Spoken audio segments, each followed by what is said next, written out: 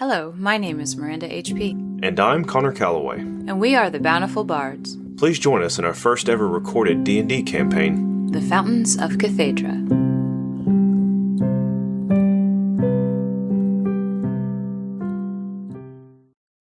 Chapter 2, The Start of the Road. I saw the signs, but could do nothing. The Journal of Rake. Leah.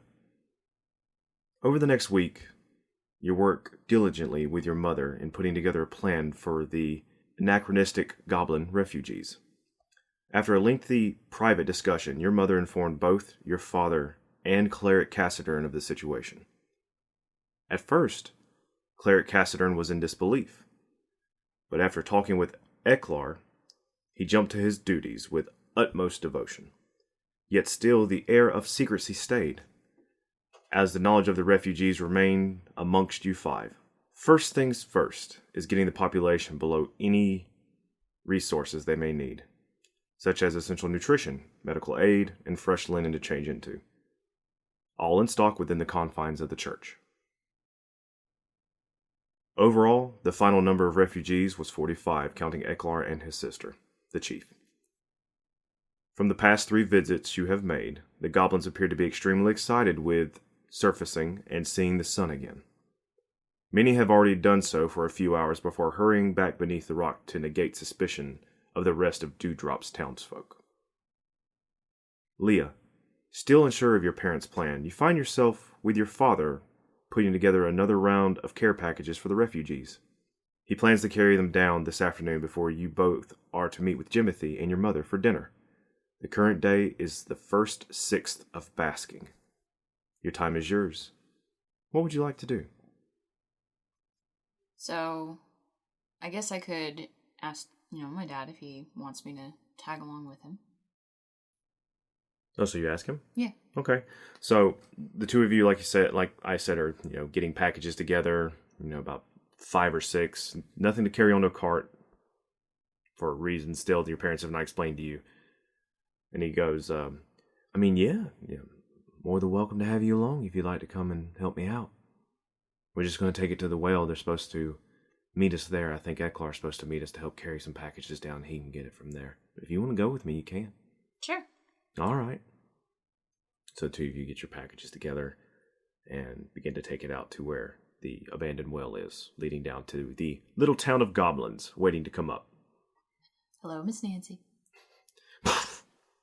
As she paws at the ground and then moves a little bit more and paws at the ground some more and then looks up at the sun and then looks around at the tree line, glaring, waiting, suspicious, ever vigilant.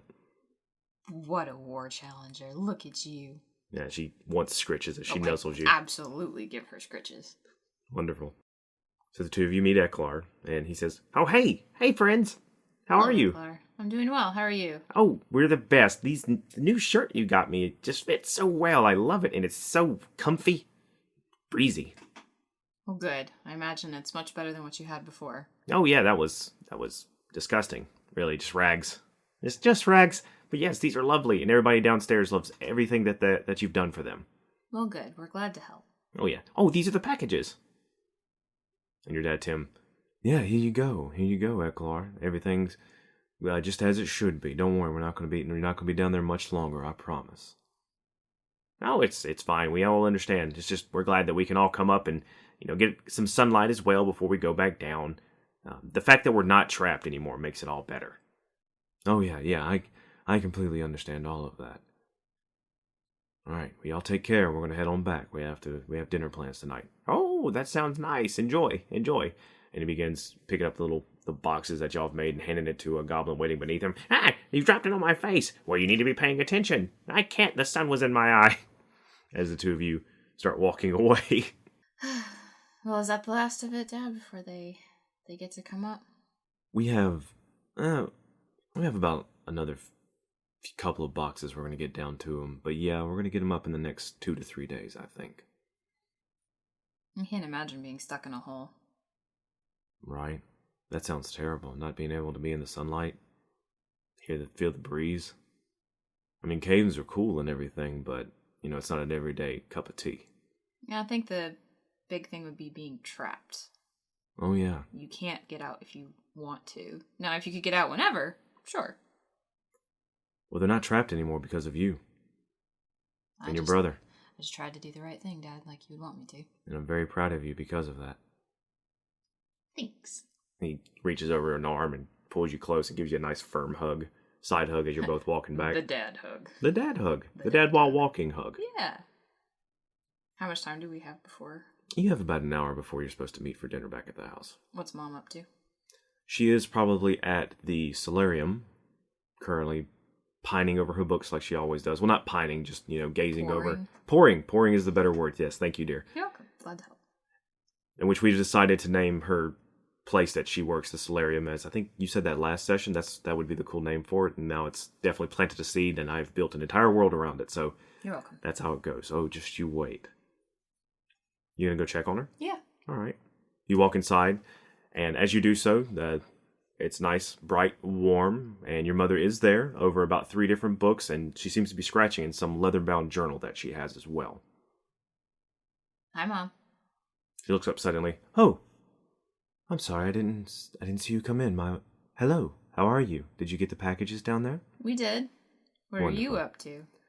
Oh, just putting plans together, and she shuts the journal. And getting things prepared for them to come on up. What about yourself?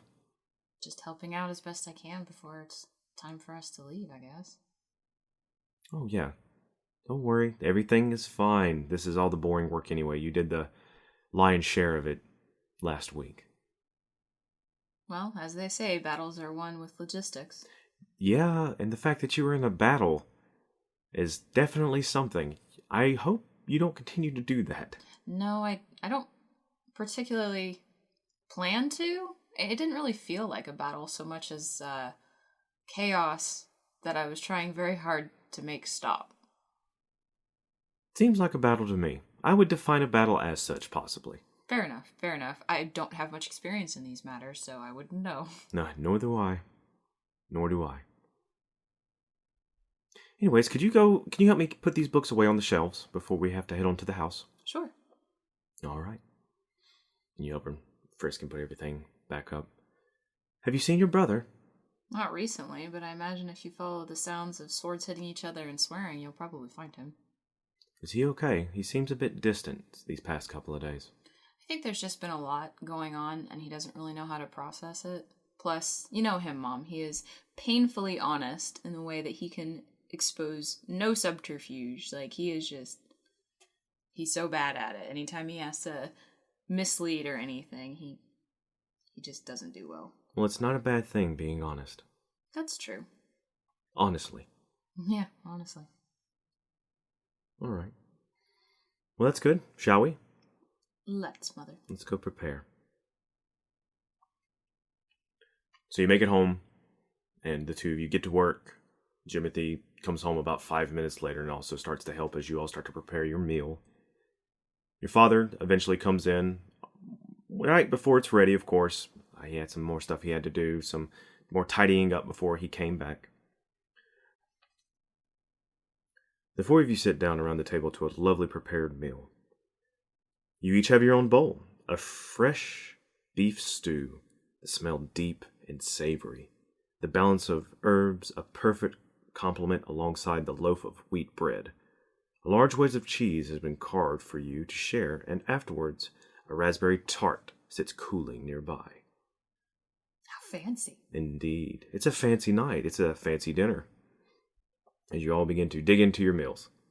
Jimothy does so. Once again, he seems to be a little bit quieter than usual. Your father eats in his usual, not really barbaric, but definitely not trying to be quiet kind of way, where your mother eats in the way that, you look at her and she's just sitting there, and then you look away and you look back and half her food's gone, and you didn't hear a spoon move. That's Mom. All right. How's the stew? Oh, excellent. Yeah, this is really great. Y'all did a wonderful job. Of course we did. We followed the recipe exactly. Yeah, I see that, and that tart looks amazing.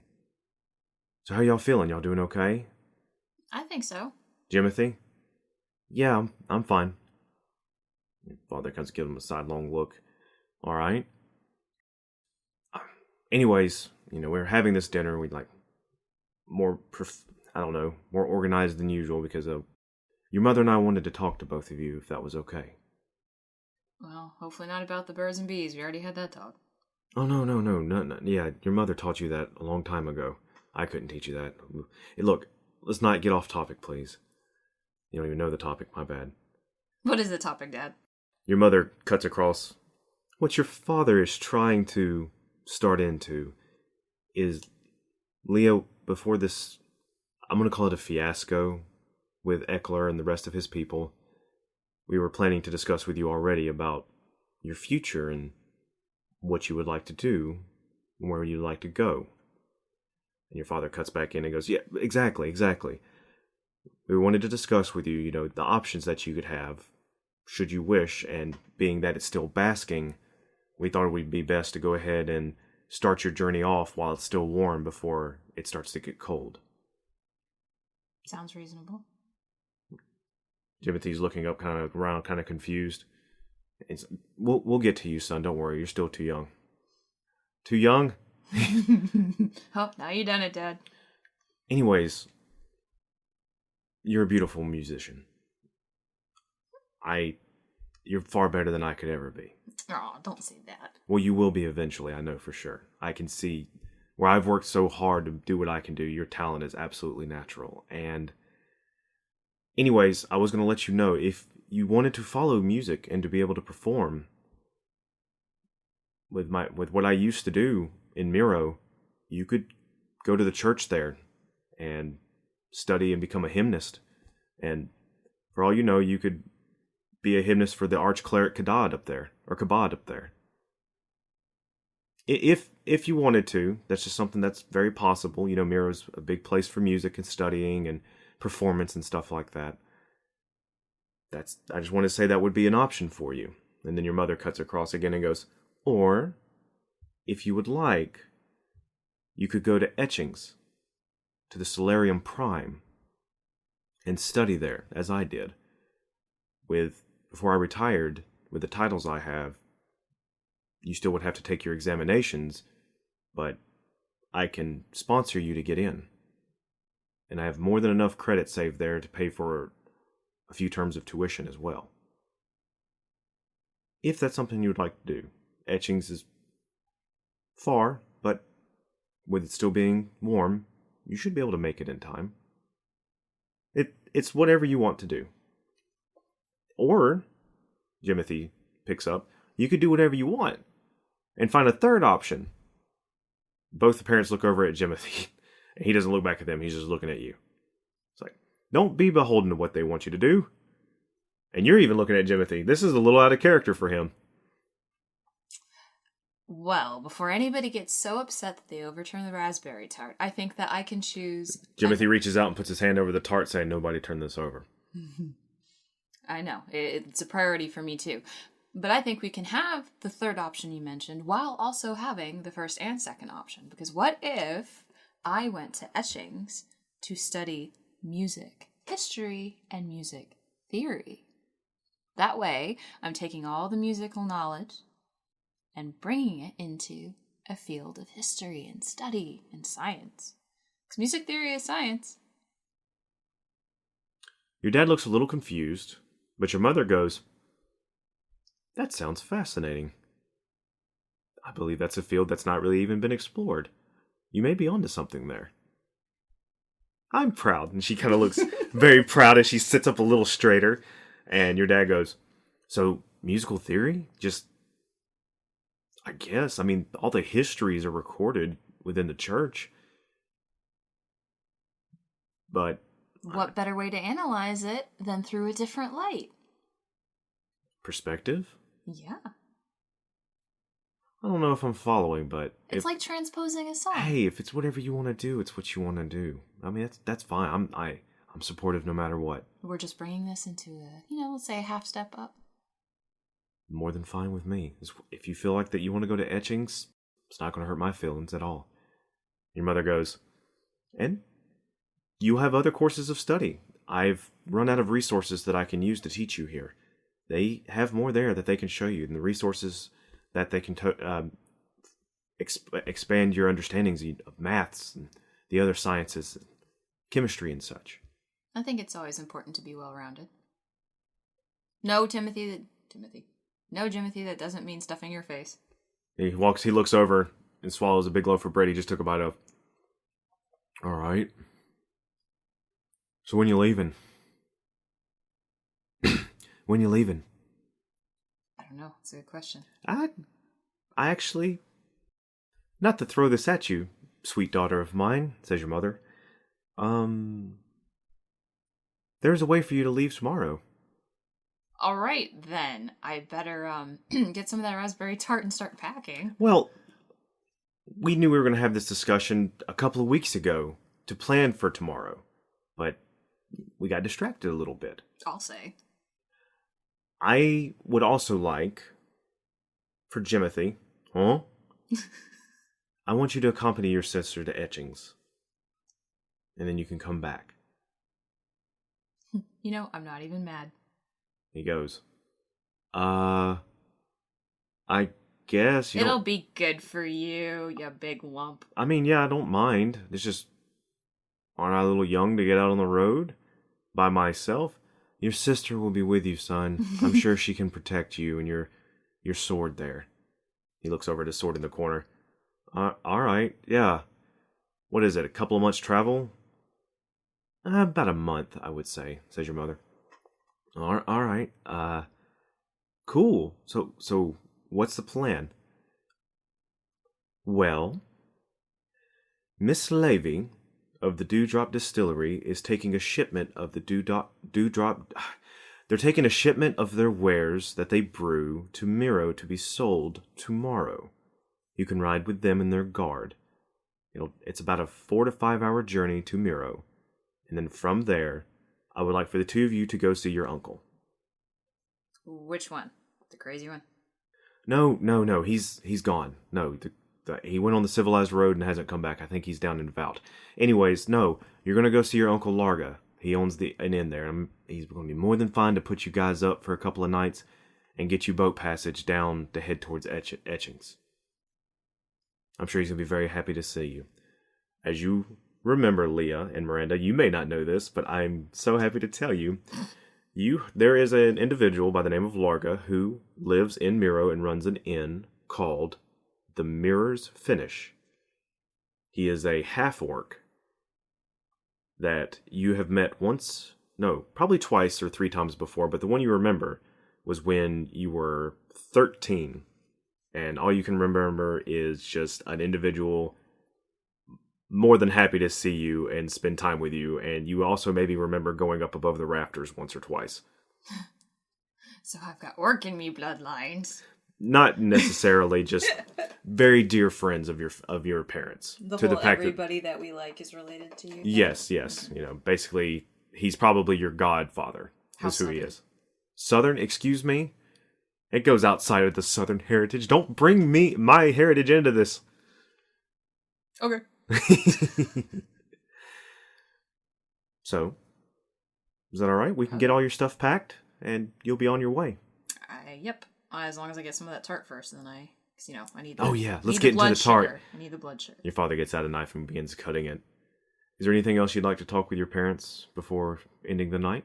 No, I think Leah's gonna have basically that, like, I need to do this, and I gotta pack this, and I know this practical bring this, and da-da-da. I have a really big trip tomorrow in the airport. I have to leave early for the airport, and I didn't pack my stuff, kind of. Don't worry, your dad will get you up 3 hours beforehand on the road in there to wait for 4 hours for your flight to land. Absolutely. That's how it should be done. Right. So, you finish the meal, clean everything away. Your father plays some music for the 3 of you as you're doing so you have entertainment. Not with a harp, he plays with his lute. It has strings. It does have strings. And wood. And keys. It is. But your father's playing, not you, and it's a very warming, jaunty tune. Before you both head to bed. Well, to pack. For everyone listening, my wife has her harp in here, and you may hear it before the end of this session. Plink, plonk, plink. Plink, plonk, plink. That's a good song. That's a song everybody knows. Absolutely. Of course, as you're moving along, if you hear plink, plonk, plink, for at least not once a week, you know there's something wrong with the place. Absolutely. It's canon now. Be sure you write that down. Yes, plink, plonk, plink. The following morning, the primary wagon is being readied in the town center. It is a clear day, a hot day, with little cloud cover beneath the floating curtains. Oh yeah, don't forget about the giant floating bits of rock in the sky. Hard to forget them. They're kind of ominous. All your warmer clothes are packed because you definitely won't need them today. Fair enough. 8 large barrels of dewdrop drink are stacked on an uncovered wagon. Say that 10 times fast. No. 6 of the town guards that Jimothy knows on a first-name basis stand lazily to the side, waiting to head out for the trip. Bob, Tim, Larry. You better write all those down. Squeedle. You see Mrs. Levy, an elven woman of curly brown hair in a tight bun, leaning over one of her employees with dark green eyes. She appears to be berating him about something. Your mother, before letting you go and jump on the wagon, and your father's there as well. And your mother goes, all right, do you have everything you need? I think so, Mom. I've got my resin and my polish and my other things. Okay. All right. Well, you'll need these as well. So she's going to hand over to you a couple of letters. One of them, she says, this is going to request an audience with Regius Thiel. Regius? Regius Thyll. Okay. It is a writ to ask for an audience. She is one of the instructors there. In fact, she is, I think, number 2 now, maybe? In command at the Solarum Prime? You'd have to check. And write a letter back and tell me. You know I don't like knowing information. You don't like not knowing information. I don't like not knowing information. I'm sorry, I'm a little excited and a little nervous that my children are leaving the house. It's good for us, Mom. We needed to get out anyway. That's what you say. Yes, I absolutely say. I say that as well. Good. Okay, love you guys. Bye. Hold on a minute. Your dad stops you from trying to get away from him and goes, somebody's waiting for you over on the side of the house. You should probably go tell them goodbye. Oh, right. Yeah. Sure. Timothy, you too. He's like, yeah, okay. And he's got, well, your bag is really neat. Everything's where it's supposed to be. You can definitely tell your brother's bag is just kind of stuff shoved in there with the shield over the top of it and his sword behind the back of it. It's going to be full of stuff he absolutely doesn't need. Like, there's going to be half a tin of boot polish. Right. As you go over to the side of the house, you find Eckler. Of course. And he's waiting for you. And he's beaming. He goes, you're going to an education facility, I've been told. Yeah. I'm rather jealous. I'd love to go with you. But, yeah. I'm very excited for you. Well, maybe one day in the future you'll get to. Yeah. Yes, as soon as we get everything settled down, I think I will take a journey and come see this school that your mother goes on about. Like she knows what a real school is. I kid, of course. I'm sure after 1,000 years, I hope you've got it right again. Well, education's one of those things. Maybe nobody has it right. Deep. I have something for you. Ooh. Mm-hmm. And your brother. For me? Of course. He says, here, Leah, this is for you. And he hands you a wrapped square package. And then he looks over at your brother and he goes, I have this for you. And hands him one of the bows that was used down below. This one's a little bit larger, though. Maybe meant for a human. He says, my sister made that for you, Jimothy. I don't know if you were any good with a bow or anything, but, well, you have one now, if you'd like to learn how to use it. Yeah. This is really nice, thanks. He's like, yeah, and on the side of it, written in Radian, you'll see the little runes there. Anyways, your sister should be able to tell you, with her gift, what they mean after a while. Do you open your package? Yeah. All right. Pull off the package, and inside you find a book that is a language book of Radian. A Radian language primer. Yeah. He says, this is the book I use to teach my students how to read and write Radian. I've for the past week, I went through and written a bunch of notes with the book your mother gave me, help with translating, and if you can't piece this together, well, then you're not any type of linguist. I believe in you is what I'm trying to say. Oh my god, it's full of numbers. So many numbers. I'm going to miss you guys. We'll miss you too, but I suspect you're going to be very busy. Oh yes, we're all ready to go. We're all packed. Coming out, I think within tomorrow, the next day. I hope it's not too harsh of an adjustment period for everybody. I think it might be a little more difficult than some think. We'll be fine. Leah. Yes. Be safe. I will. We'll see y'all. And he kind of, can I have a hug? Sure. No. Do the kind of like slightly like half kneel awkward sort of hug that people do when Because someone's a lot shorter. he is smaller than you, but it is warm felt. Of course. You like this little goblin, and he likes you as well. And it is going to be a bit sad to depart. More so with your parents, of course. But this is somebody you just met, and you had a good connection. Ultimate faith in my mom's ability to decide that she wants something done, and therefore it will be. So that's why Leah's not as worried about it.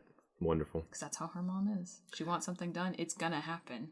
He gets back and he pulls a little tear from his eye and flicks it away and goes, "All right, I'm gonna get back." Get back in there, dear. You get back in there, dear. Y'all be good. We will. And he leaves. Hey, how was that? Y'all get to say goodbye? We did. All right. Well, here. Y'all take good care of them now. Y'all take this. Here's some bread and cheese for the road. Of course. They say on the Civilized Road, you always have to have bread and cheese. It's good luck. It's just how it is. Right. And this as well. Now, keep these safe. Don't let any pickpockets take them off of you. And he hands you both a coin purse, a brown coin purse. Opening it up, you find inside 10 guilds. So for anybody listening, I decided to name the coins, give them a little bit more texture in the world. Guilds are the equal of gold pieces within this world. So what are the other coins called? Coppers are called alms. Mm-hmm. And silver coins are called notes. Your father brings you both in for a big hug. He tells you he's going to miss you. And that once everything's settled and done here, he goes, "We'll try and come up your way and see you guys. We should meet Jimothy on the road and pass him, and then I'll be able to come see you, hopefully. If not, we'll come see you next year, okay?" All right. All right. You know where to find us. Oh, yeah. Your mom goes, "All right, so the next term starts in 2 months, so you have plenty of time to get there. So if you want to do a little sightseeing in Miro or in Etchings when you arrive or whatever you want to do, you should have all the time you need, okay? You're very schedule-oriented. You have always been, even when you were a little baby, so I think you'll make it in time." Thanks, Mom. Anyways, it's the first of Hunkerin is when the next term starts, okay? All right. "Excuse me, could we please get on the road? I have to be there before sundown, if that's okay. And get my rooms ready." Miss Levy is not yelling, but her voice carries when she speaks and is like a knife cutting through butter.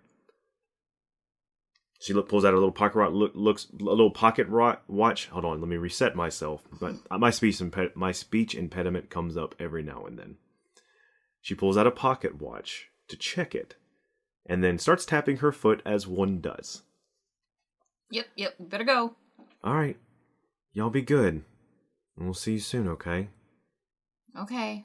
Bye. Love y'all. Love you too. Yeah, we both love you very much. All right, bye. Your brother comes in for a hug, and y'all give your hugs and goodbye. And as you walk over, Miss Levy shows you where you can sit on there. She's not a rude woman, but she's definitely, I like to keep my schedule. Well, I don't blame her. As she climbs up into the front wagon space, well cushioned, her side at least. Naturally. And tells her driver to get started. Politely encouraged, the pool horses of the Pasdale family start their journey northward. The road is well kept, and the journey should take little more than 4 to 5 hours, depending on if the weather remains calm. The guards' horses walk with dutiful heads high, except for one who seems to be enjoying the idea of the journey above maintaining formation. Miss Levy, like I said, sits at the head of the wagon speaking with her employee driving the wagon. From this point onward, you and Jimothy are free to discuss whatever you like in private, thanks to the sanctuary sound of the horse hooves and wagon wheels. The road here travels far ahead, o'er hill and spring and dale. We know not what lies before, though we know we shall prevail. So onward we go, to where we don't know. Our journey begins, whether fast or slow. Hey, that was nice.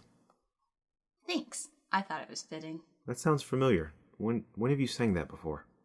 I wrote it for your birthday a few years ago when you were talking about you wanting to go and travel the world. Oh, yeah. We're doing that now, aren't we? We are. I'm sorry, it's been kind of a blur. And now you're going to tell me why you've been so weird. I don't know if I really want to talk about it right now. I'm still not sure how... I can't get it all through my head just yet. Maybe you can talk it out. That always helps me. Roll a persuasion check. Oh, it's the first roll of chapter 2. I've probably been wondering where these have been. What does she get for persuasion? An advantage with the song. Okay. Put him in a better mood. 15. 15? Mm-hmm. That's, the DC was 5, so more than enough. It's your brother, he loves you, it's alright. And I wrote him a cool song. I found out that my sister... He looks around to make sure once again that we're safe, and he whispers it low, can do what she can do, which I've been taught all my life is a bad thing. And then I find out, apparently I can do it too? I'm just having a hard time swallowing this. I contemplated at least 10 times turning myself in to Father Cathaidra and seeing how he could help. But then they would ask questions, and then I think he'll help me after helping these goblins. I mean, it just seems this world's a lot bigger than I really thought, and there's a lot going on I don't understand, and it's all starting to really weigh on my shoulders. What am I supposed to do? How am I magical? Sometimes I think you kind of have to figure stuff out as it comes. It might feel comforting to run to somebody who seems to have all the answers all the time, but I suspect, especially as we get older, that a lot of the people we think have all the answers don't. They just know what either they've been taught or what they've been told, and sometimes they hide behind tradition because it's easier than actually struggling with reality. And I don't know that if magic really is as pervasive as it seems to be, if you and I, out of nowhere, were able to find this, and we're not that particularly special, then it strikes me as thinking that maybe they lied. And if the church has been lying about this, what else have they lied about? And it may not be out of malice. Sometimes people tell lies because they think it's better for you, but it's still a lie. And I think the truth is the most important thing, don't you? Absolutely. I always want to tell the truth. And maybe we need to find the truth about magic. Is that horse okay? Yeah, she's fine. All right. That's Maybelle. She's still young. She gets a little hay fever. A little bit. She gets a little excited. And that's the horse that definitely wasn't in formation. It's like, oh, what's on the road there? Ooh, what's in that tree? Oh, get back over here, Mabel. What are you doing, Mabel? So what do you think I should do? Should I lean into this? Try and figure out how my magic works opposed to your magic? Or should I just focus on my martial training? And I still think I may want to join the Lance. I'm not sure. I think you should figure out how your magic works while doing your martial stuff. Who knows? Maybe they work together. Mine seems to work with my music. And mine might work with my fighting. Exactly. So, it's like experiments, right? Like, remember that time you experimented with that cake? Anyways. You learned the difference between baking soda and baking powder real quick, didn't you? Thanks, sis. Alright, I'm starting to feel a little bit better about this. Maybe by the time of etchings, I'll have a better understanding of me. We take it one step at a time and just figure it out as we go. That's all anybody can do. Right. Thank you for listening. Please leave a review anywhere you found us. You can reach out to us on Twitter at Bountiful Bards. We hope to see you again on the Civilized Road. And bring bread and cheese. As the story goes, until then.